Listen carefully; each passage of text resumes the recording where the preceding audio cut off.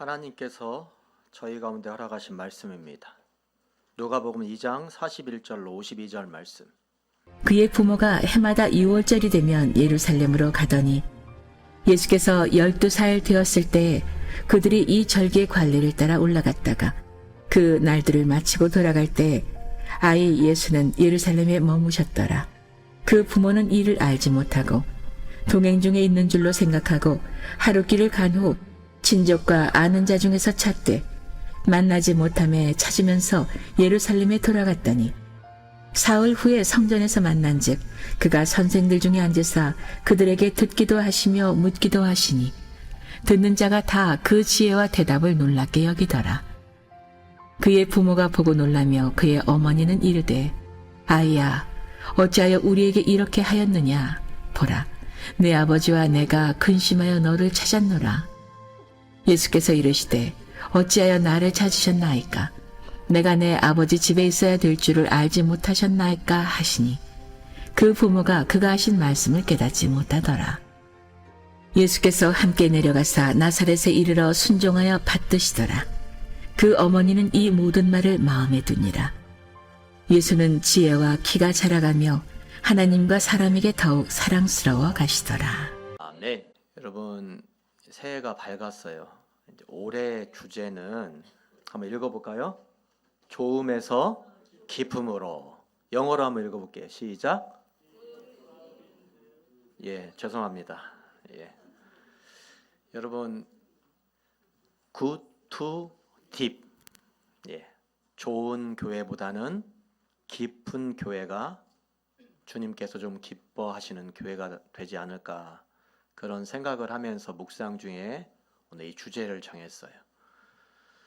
우리 옥봉교회의 6가지 주제, 예배, 기도, 영향력, 성경 읽기, 초대, 좋은 가르침과 배움에서 올해 특별히 2가지의 주제, 예배와 기도인데 그냥 예배도 그냥 기도도 아닌 어떤 예배? 깊은 예배. 또 어떤 기도? 깊은 기도. 예, 수없이 많이 예배를 드려왔고 수없이 많은 기도를 했어요. 그러나 우리는 조금 더 깊은 은혜의 경지, 영적인 그 은혜의 경지 가운데 들어가야 돼. 고로 2025년도부터 내가 드리는 예배는 이전과는 새로운 예배, 내가 드리는 기도는 이전과는 새로운 기도를 하나님 앞에 드려야 됩니다. 그래서 그 깊은 예배를 드리게 되므로 내가 똑같이 평범하게 드리는 예배의 가정들이지만 내가 그 예배를 통하여 주님을 더욱더 깊게 만나고 내가 그 기도를 통하여 주님의 응답을 체험하는 그러한 2025년도가 되기를 주님의 이름으로 축원합니다. 우리는 신앙생활을 하면서 잊지 말아야 될 물음이 있습니다. 나는 정말 하나님과 깊은 관계를 맺고 있는가? 내 신앙은 그저 형식에만 머물러 있지는 않은가? 이 말은 내 모든 신앙의 몸부림과 그 결과물이 하나님을 기쁘시게 하는 일을 하고 있는가 그렇지 아니한가에 관한 문제로 연결됩니다. 깊은 영성은 단순히 교회 출석이나 봉사하는 그런 활동에 국한되지 않습니다. 그것은 하나님과 친밀한 교제를 갈망하고 그분의 임재 속에 들어가는 삶을 위하여 몸부림치는 것입니다. 오늘 본문 말씀인 이 52절은 다음과 같이 정언합니다. 말씀 볼까요? 예수는 지혜와 키가 자라가며 하나님과 사람에게 더욱 사랑스러워 가시더라. 아멘. 예수님이 하나님의 은혜 아래서 잘 자라신다라고 하는 성경 구절입니다. 지혜와 키가 자란다라고 하는 얘기는 예수님이 외형적으로 잘 자라고 있다라고 하는 것을 뜻하는 것이요, 사람과 하나님께 사랑을 받고 있다라고 하는 것은 내면적으로도 예수님이 잘 자라고 있다라고 하는 증거입니다. 사실 오늘의 말씀의 배경은 예수님의 부모인 요셉과 마리아 입장에서 보면 그렇게 유쾌한 상황은 아닙니다. 말씀해 보니 예수님의 부모들도 유대인인 거로 예수님을 데리고 해마다 예루살렘에 1년에 몇 번? 3번. 적어도 3번이에요, 여러분. 반드시 3번은 가야 된다는 얘기죠. 절기를 따라서 하나님께 예배하는 곳인데 반드시 어디에 가서? 성전에 가서 하나님께 예배를 해야 되는 것이죠. 그 절기의 규례를 따라서 예수님을 해마다 데리고 갔던 것이죠. 그런데 일이 터지고 말았어요. 몇 살 때? 예수님이 12살 되던 해에. 그 해에도 여전히 절기의 관례를 따라 예수님과 성전에 올라갔는데 예수님이 사라져버린 거예요. 요셉과 마리아는 예수님이 사라진 지 꼬박 하루가 지난 다음에 그 사실을 알아챘어요. 예루살렘에서 율법의 예를 다하고 돌아가는 길에 예수님도 아마도 자신의 아들인 예수님도 자기들의 일행에 속해 있을 것이다 생각을 하고 하루를 갔던 것이죠. 예수님은 부모가 하는 일에 한 번도 토를 달지 않고 그냥 그대로 따랐던 순종적인 아이였기 때문에 아마도 그리 신경 쓰지 않아도 의뢰이 우리 옆에 있었을 것이다 라고 예수님의 부모인 요셉과 마리아는 그렇게 생각했을 것 같아요. 하루가 지나도록 예수님이 자신들의 일행에 있었는지 없었는지 몰랐다면 요셉과 마리아는 부모로서 예수님을 향한, 자식을 향한 부모로서의 그 의무와 책임을 반기한 것 아닙니까? 그런데 이렇게 접근하면 안 된다라는 거예요. 예수님은 그처럼 부모님이 큰 신경을 쓰지 않아도 될 만큼 그렇게 순종적으로 부모님을 따라다녔던 아이였던 것 같아요. 그러니 특별하게 신경 쓰지 않아도 의뢰이 자신들을 따라왔을 것이라고 생각했을 것 아닙니까? 그러나 믿었던 도끼의 발등을 찍히듯이 예수님이 사라지게 된 것입니다. 요셉과 마리아는 예수님을 자기 자신들이 잃어버렸다고 생각을 하면서 예루살렘까지 다시 돌아가는 거예요. 돌아갔던 발걸음을 예수님이 찾으면서 다시 올라가는 것이죠. 어떻게? 자책하면서. 내가 정말 부모로서 자격이 있는가? 아이가 잘못되면 어떻게 하지? 라고 생각을 하면서 그렇게 예루살렘까지 갔었던 것이죠. 그런데 이게 웬일입니까? 성전에 도착하고 나서야 예수님이 왜 없어졌는지 알게 되었다는 것입니다. 자신들이 예수님을 잃어버린 것이 아니라 예수님이 의도적으로 성전에 남으신 거예요. 부모님을 잃고 울고 있는 예수님의 모습을 본 것이 아니라 오히려 성전에서 예수님은 서기관들과 바리새인들과 말씀을 사이에 두고 듣기도 하고 묻기도 하신 모습으로 계셨던 겁니다. 참으로 엄청난 일이 성전에서 벌어지고 있는 겁니다. 그런 예수님을 보고 요셉과 마리아는 부모로서 먼저 예수님을 책망합니다. 뭐라고 책망합니까? 그의 부모가 보고 놀라며 그의 어머니는 이르되 아이야 어찌하여 우리에게 이렇게 하였느냐? 보라 내 아버지와 내가 근심하여 너를 찾았노라. 이 말이 무슨 말입니까? 왜 이렇게 행동해서 부모님의 속을 썩이느냐는 얘기예요, 여러분. 여러분 중에 여러분의 자녀가 만약에 이런 일을 당했어요. 여러분 어떻게 하시겠어요? 나는 내 자녀가 이런 일을 당하면 혼을 낸다? 손 한번 들어봐요. 나는 이건 혼을 낸다. 아니다. 혼을 내는 건 고사하고 나는 주먹부터 올라간다. 네. 아무도 모르죠. 아마 거의 대부분의 부모님들은 화부터 낼 거예요. 저도 마찬가지일지도 모르겠죠. 자신들이 너를 얼마나 찾았는지 아느냐. 지금 예수님 채근하는 것이죠. 그렇다면 여러분, 그렇게 부모 속을 태웠으면, 그렇게 부모 속을 썩였으면 예수님은 어떻게 하셔야 돼요? 부모님께 먼저 사과해야 돼요. 미안하다고 이야기를 해야 될 거 아닙니까? 솔직히 이런 기준으로 본다면 예수님은 참 어이없는 자식이에요. 우리말로 뭐 없는 자식? 아주 그래도 신앙은 아주 좋아요. 예수님하고 관련된 것은 좋은 것만 얘기하고 싶어요. 쌍시옷 뭐뭐뭐 가지. 우리 전라도 용어로 따지면 그런 자식이죠, 예수님이. 그런데 오늘 이 본문의 가르침의 핵심은 자녀로서 예수님의 예의를 가르치는 것이 아닙니다. 또한 부모로서 요셉과 마리아의 책임과 의무를 말하는 것은 더더욱 아닙니다. 이 말씀의 핵심이 여기에 있는 것이 아니란 얘기죠. 오늘 우리가 읽은 본문 말씀의 핵심은 다음의 성경 구절로 요약이 됩니다. 말씀 볼까요? 예수께서 이르시되 어찌하여 나를 찾으셨나이까? 내가 내 아버지 집에 있어야 될 줄을 알지 못하셨나이까 하시니 그 부모가 그가 하신 말씀을 깨닫지 못하더라. 예수께서 함께 내려가서 나사렛에 이르러 순종하여 받드시더라. 그 어머니는 그 모든 말을 마음에 두니라. 아멘. 깨닫지 못했는데 어떻게 했다? 마음에는 두었다. 이게 핵심이에요, 여러분. 여러분, 우리는 주로 자신이 이해하고 깨닫는 것만 마음에 두어요. 그러나 그러면 깊은 성령의 경지에, 은혜의 경지에 들어갈 수 없어요. 도무지 이해하지 않아도, 이해되지 않아도 마음속에 두어야 될 것들이 있다라는 거예요. 왜 자식으로서 부모인 자신들 옆에 붙어있지 아니하였느냐고 요셉과 마리아는 예수님을 채근하지만 예수님은 자신이 있어야 될 것은 아버지의 곁이라고 이야기하고 있는 것입니다. 사실 말씀에 보면 요셉과 마리아는 예수님의 이 말을 깨닫지 못하였다고 이야기를 합니다. 그렇다고 그냥 그대로 끝나는 것이 아니었죠. 예수님의 말을 깨닫지는 못했지만 그들의 마음속에 이 모든 상황을 두었다는 얘기예요.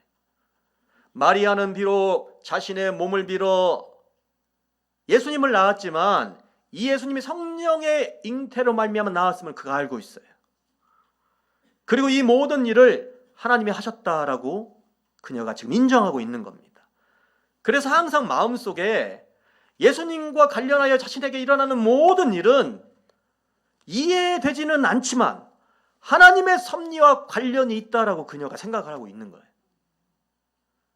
그래서 이 모든 상황을 깨닫지는 못하지만, 이해되지는 않지만, 때로는 화도 나지만, 그러나 마음속에 두고 있었다라고 하는 이야기입니다. 여러분, 굉장히 중요합니다.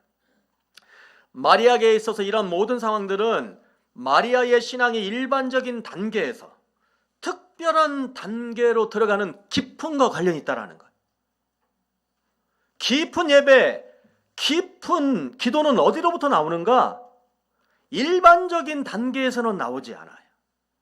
도저히 이해가 되지 않지만, 그래서 깨닫지는 못했지만 잊지는 말고 주님의 역사를 마음속에 품은 사람들, 마음속에 잉태한 사람들에게 일어나는 아버지의 역사인 줄 믿습니다. 오늘 일반적인 상식에서 보면 예수님이 일어난 행동은 사실 말도 안 되는 행동이지만 기품의 영성의 의미에서 본다면 이런 말도 안 되는 상황 속에 하나님의 섭리는 깨달아지는 것입니다.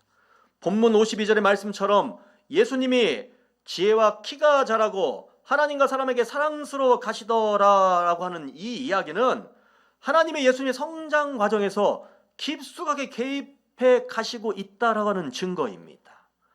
하나님이 함께 하시니 인간적인 관점으로는 이해가 되지는 않지만, 그리고 그런 행동이지만 그럼에도 불구하고 예수님은 사람에게도 하나님에게도 사랑받는 존재가 되어져 가는 거예요. 영적인 깊은 단계에 나아가는 것은요, 여러분, 우리의 노력과 의지만으로는 되지 않습니다. 지금은 이해가 되지 않지만 마음속에 하나님의 섭리하심과 함께 하심을 믿고 의지하는 간직의 역사가 있어야 될 줄 믿습니다. 오늘 말씀은 하나님의 섭리하심에 대한 간직의 역사를 간단히 말해서 예수님의 부모가 이 모든 과정을, 특히 마리아는 이 모든 과정을 자신의 마음속에 두었다라고 그렇게 증언합니다. 하나님의 섭리하심과 함께 하심을 마음속에 두는 사람은 언제나 일의 모든 과정 속에서 하나님을 묵상하는 삶을 살아갑니다. 무슨 일을 만나든 어떠한 상황을 만나든 겉으로 보여지는 그 형상 가운데 내 마음을 뺏기지 않는 거예요.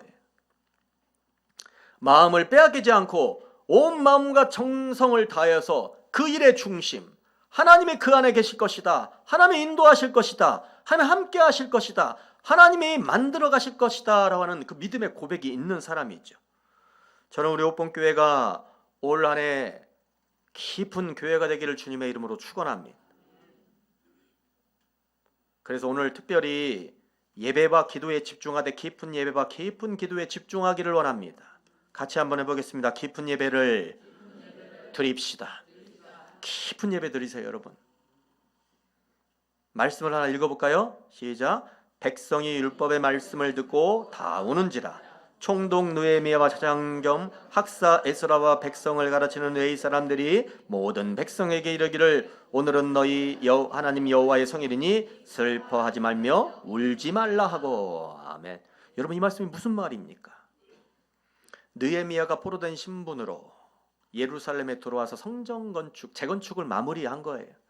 기쁜 날이잖아요. 무너졌던 성전이 다시 일으켜 세움을 받은 날이잖아요.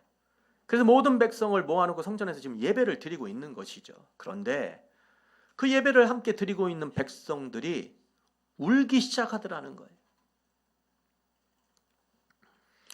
웃지 않고 울고 있는 것이죠. 그들은 하나님 앞에 자신들의 죄로 인하여서 무너졌던 성전에 대한 기억이 있는 사람들이 아닙니다. 왜 그렇습니까? 사실 성전 재건축에 참여한 사람들은 포로 생활에 돌아온 사람들이죠. 옛날 성전에 대한 기억이 없어요. 그러나 여러분, 그들의 머릿속에는 이 성전이 자신들의 조상들의 죄로 말미암아 저렇게 무너졌다, 하나님께 징계를 받아서 우리나라가 이 모양 이 꼴이 되었다라고 하는 그런 이야기를 들어왔지요. 그래서 그런 마음을 가지고 사명감을 가지고 그래, 잃어버렸던 우리의 예루살렘의 영광 우리가 세워야 될 책임과 사명이 우리에게 있어. 그런 마음을 가지고 열심을 다해 성전을 하나님 앞에 지어 올렸어요. 그리고 그 성전 앞에 서니 이제까지는 자신들의 조상의 죄로 말미암아 이 성전이 무너졌다고 생각을 했는데 그 하나님의 영광의 성전 앞에 서니 자신들의 죄가 보이기 시작하더라는 거예요. 이게 그런 것이구나. 이제까지는 우리 조상들의 죄 때문에 이 성전이 무너졌다고 내가 생각을 했는데 누군가의 탓이 아니고 남 탓이 아니라 바로 내 탓 때문에 이렇게 된 것이구나. 이 성전을 통하여서 내 자신의 차를 현실을 보게 되더라는 거예요. 그래서 여러분, 한없이 눈물을 흘리게 됩니다. 말씀에서 말하는 이 울었다라고 하는 것은요, 한 번만 울었다라고 하는 뜻이 아닙니다. 원어적 표현에 보면 그 슬픔이 지속되어서 몇 날 며칠이고 계속 울었다는 게. 여러분, 진정한 회개는 여러분 그렇잖아요. 여러분, 눈물 한번 터져 나오면 그 눈물이 주체가 되던가요? 계속 여러분 울게 되잖아요. 여러분, 사랑하는 성도 여러분, 오늘 여러분의 예배 생활을 한번 가만히 돌아보는 거예요. 내가 예배 생활을 하나님 앞에 드릴 때 그 예배를 통하여서 나의 눈물을 흘릴 수 있었던 그런 기억이 나에게 있었던가? 그리고 그 눈물을 흘릴 때에 그 눈물이 주체할 수 없을 정도로 나에게 감흥을 주면서 나에게 다가오는 그런 예배를 내가 지금 주님 앞에 드리고 있는가? 만약 오늘의 나의 예배 생활 가운데 그러한 눈물의 회복이 없다면 어쩌면 나는 깊은 예배를 드리고 있는 것이 아니라 형식적인 예배의 자리 가운데 머물러 있을지도 모르겠어요. 사랑하는 성도 여러분, 신앙의 양심은, 진정한 회개는 우리를 울게 합니다. 왜 그렇습니까?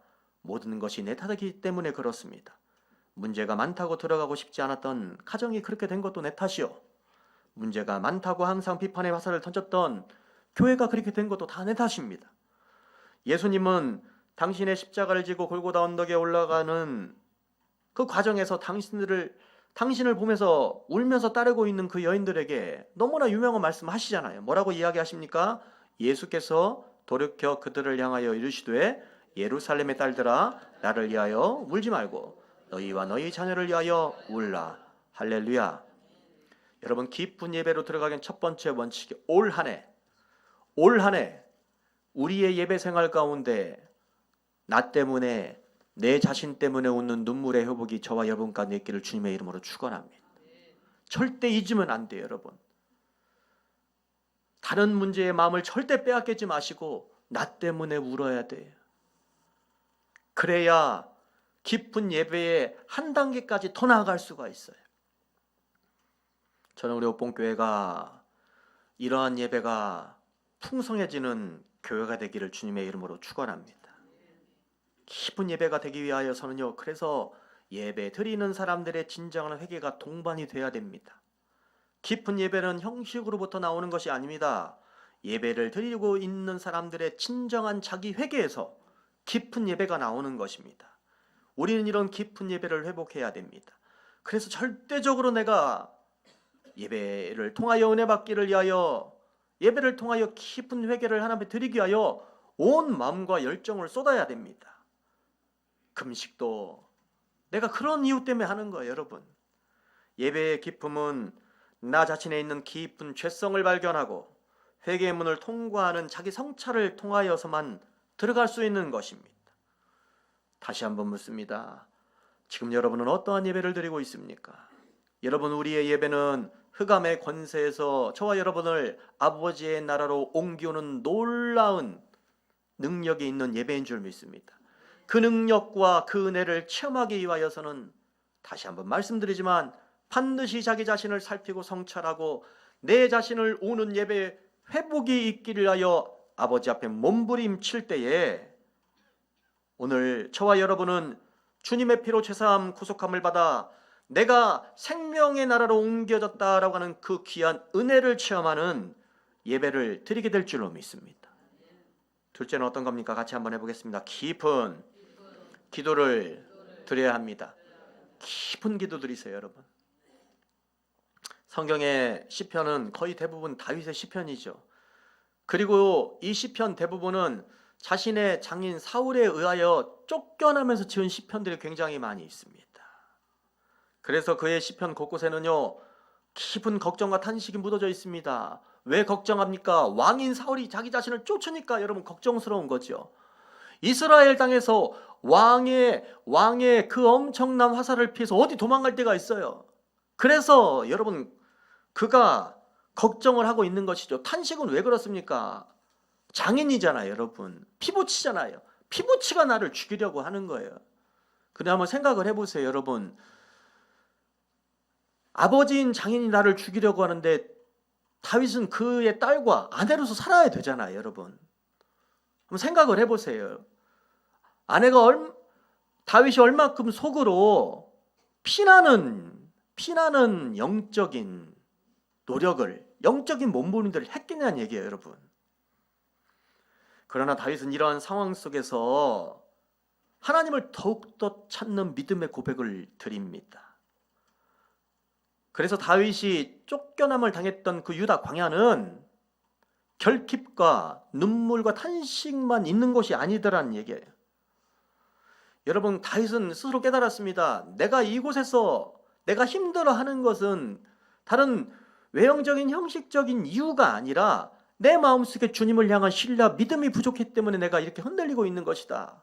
다윗은 그의 시편을 통하여 하나님 앞에 여러분 계속적으로 증언하고 있습니다. 여러분, 똑같은 광야 상황에서 누구 인간은 다짜고짜 불평과 원망부터 늘어놓는 삶을 살아가지만 누구 인간은 오히려 그것에서 하나님을 찾을 만한 이유를 발견해냅니다. 영적으로 성숙한 사람과 미성숙한 사람의 차이가 어디에서 옵니까?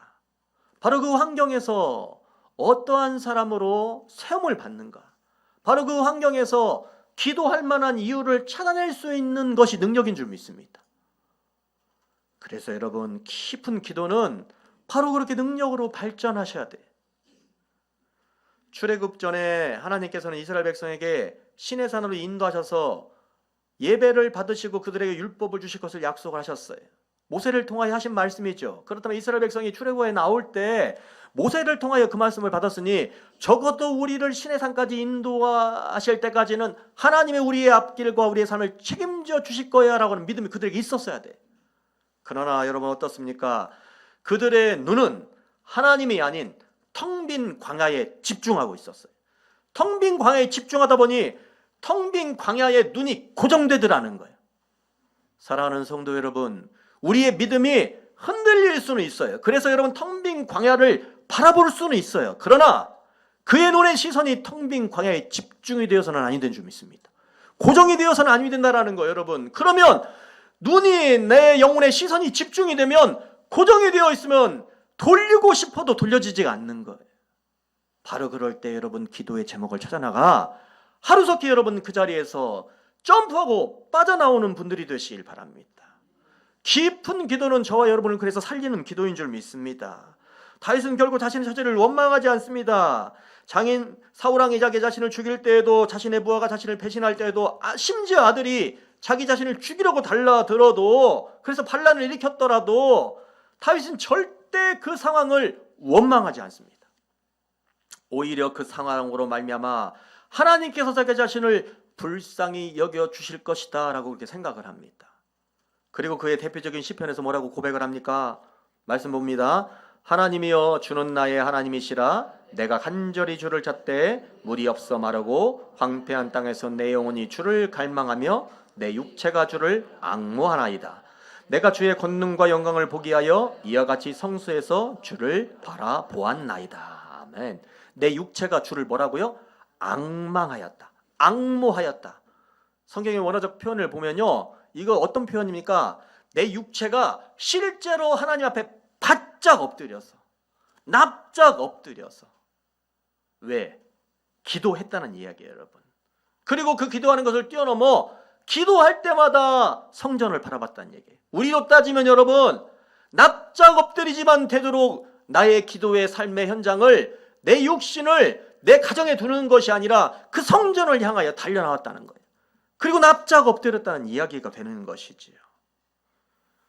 그러므로 그렇게 하나님 앞에 메어 달리니 다윗의 탄식은 힘들어하는 하소연도 두려워하는 눈물도 용기 없는 추잠도 아니란 이야기입니다. 그것은 하나님 앞에 무릎을 꿇는 실질적인 기도요, 엎드리는 순종인 것입니다. 오늘 저와 여러분의 상황이 2025년도에 어떠한 상황으로 나에게 다가올지 모르겠어요. 하나님이 주시는 시험의 모습으로, 때로는 마귀가 주는 유혹의 모습으로 다가올 수 있어요. 여전히 우리의 입술 속에서 여러분 탄식과 슬픔이 묻어나오는 상황들로 여러분 전개가 될 것입니다. 그러나 아버지 앞에 깊은 기도를 드리게 되므로, 다시 말해서 여호와를 앙망하며 내 육체를 주님 앞에 순종을 다하여 무릎을 꿇으며 엎드리는 기도를 아버지 앞에 올리며, 그런 깊은 기도의 과정을 통하여 하나님 앞으로 나아가시는 분들이 되시길 바랍니다. 우리의 상황이, 우리의 현실이 그래서 우리를 영적 패배로 끌고 가는 것이 아니라 다시 한번 하나님 곁으로 한 걸음이라도 나아가게 하는 그런 놀라운 힘을 제공하게 되는 은총인 줄 믿습니다. 그러므로 탄식이, 슬픔이 오늘 그 결과로만 끝나는 것이 아니라 아버지께서 나에게 이러한 것을 주시는 것은 주님의 은혜입니다. 여러분 아버지 앞에 그렇게 기도하며 그렇게 깊은 기도를 통하여 오히려 그로 인하여 주님을 찬양하는 2025년 되시기를 주님의 이름으로 축원합니다. 오늘의 이 말씀을 가슴속에 새기겠습니다. 하나님 우리의 소망과 반석 되십니다. 우리 함께 찬양하며 주님 앞으로 나아가기를 원합니다. 고백합시다.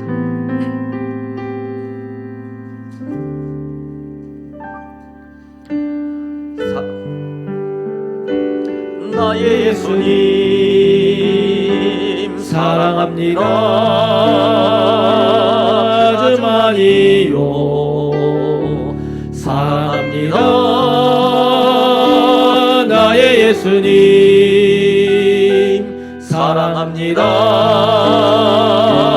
그것뿐이에요. 다시 한번 고백합시다. 사랑합니다. 사랑합니다. 나의 예수님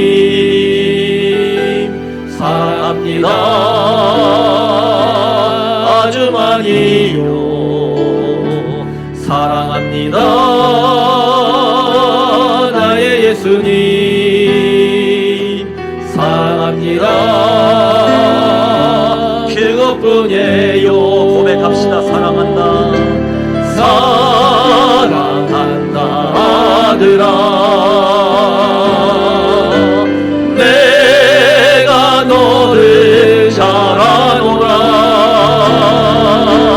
사랑한다 아들아. 내게 축복 더하노라. 사랑한다 내 딸아. 사랑한다 내 딸아. 내가 너를 잘 아노라.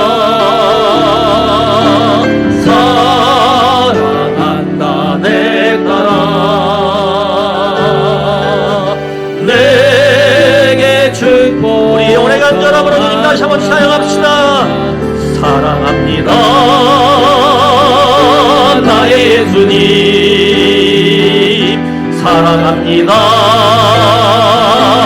아주 많이요.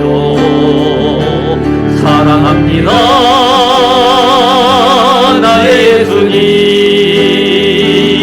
사랑합니다. 그것뿐이에요. 사랑한다더라.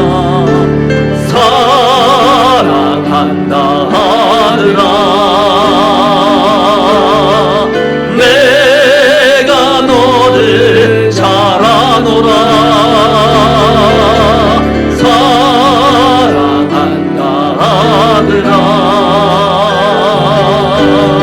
내게 축복 더 고백합시다. 사랑한다 내 딸아. 사랑한다 내 딸아. 내가 너를 잘 아노라. 사랑한다 내 딸아. 내게 축복 더하노라. 사랑하는 성도 여러분, 우리가 드리는 모든 예배와 기도가 정녕 주님을 기쁘시게 하는 신앙의 참된 몸부림인지 진단해야 합니다. 마음의 중심과 눈물의 예배가 또한 기도가 회복되어야 우리는 좀 더 깊은 신앙의 영적 단계까지 나아갈 수 있습니다. 기교 어린 예배와 화려한 문장의 언어로 포장된 기도보다는 더 간절하고 진심 어린 예배와 기도를 드리는 내가 되기를 원합니다. 우리 주님 한번 간절히 부르고 함께 기도합니다. 주여! 아버지 하나님, 우리의 심령 깊숙한 곳에서 주님 홀로 찾아가여 주시고, 아버지 하나님이시여, 죽어져가는 나의 영혼을 주님께서 친히 터치하여 주시고, 우리 아버지 하나님 발돌처럼 움직이지 않은 나의 심령을 주님 불쌍히 여겨주시고, 우리 주님 예수 그리스도의 보혈로 이 시간 만져주시고, 아버지 하나님 내가 예배할 때에, 내가 주님 이름 부를 때에 오늘 아버지 저녁 나의 현재의 모습을 발견해가며 우리 아버지 하나님이시여 나의 눈물의 회복이 있기를 주여 간절히 소원합니다. 오늘 아버지 앞에 놀라운 기도를 올려드릴 때에 아버지 하나님 흔들리지 않은 기도의 제목들을 아버지 올려드리길 원하올 때에 무엇인가를 이루고자 하는 성취의 기도보다는 나는 아버지 앞에 죄인입니다. 그러나 이 어려움과 다시짐을 세우고 죄인과 같은 나를 주님 그것을 부르시고 나를 알아주시고 여기까지 인도하여 주시는 우리 주님의 놀라우신 사랑을 체험하며 인정하여가는 그러한 기도를 아버지 앞에 올려드릴 수 있는 역사하여 주시기를 원합니다. 진정한 회개의 문을 통한 자들이 아버지 앞에 드리는 그 예배를 주님께서 기뻐하는 주님이 있사옵나니 오 주님이시여 나의 마음을 빼앗기지 아니하며 하나님 앞에 온전한 예배를 드릴 수 있는 사람 될 수 있도록 역사하여 주시기를 원합니다. 아버지, 우리의 삶 가운데에 있는 예배와 기도가 오직 주님만을 집중하는 고백이기를 원합니다. 주여 세상에 보여지기보다는 하나님께 칭찬받는 저희가 되게 하옵소서. 우리의 모든 예배와 기도가 지금보다 더욱더 깊어져서 하나님과 강력한 교제를 경험하게 하시며 모든 예배와 기도 속에 성령의 기름 부으심이 있게 하옵소서. 예수님의 이름으로 간절히 기도하옵나이다. 아멘.